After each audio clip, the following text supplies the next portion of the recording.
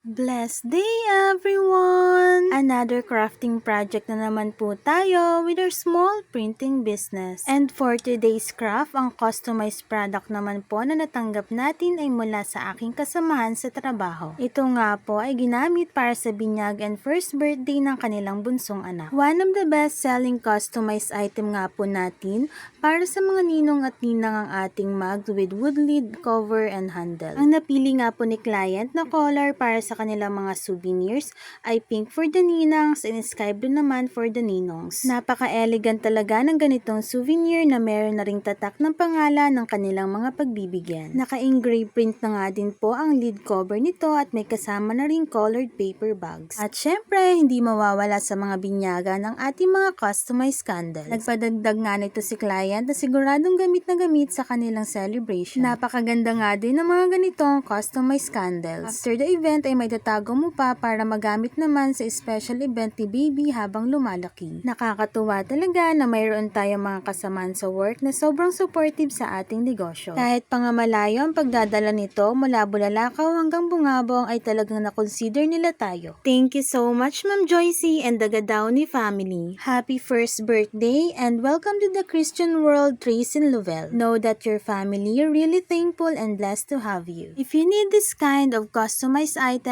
for your upcoming events, message nyo lang po ako at pag-usapan natin. Please follow us in our Facebook, YouTube, and TikTok account at Sadyo Supply and Digital Printing Services. And that's it for today's crafting. Salamat sa panonood. God bless!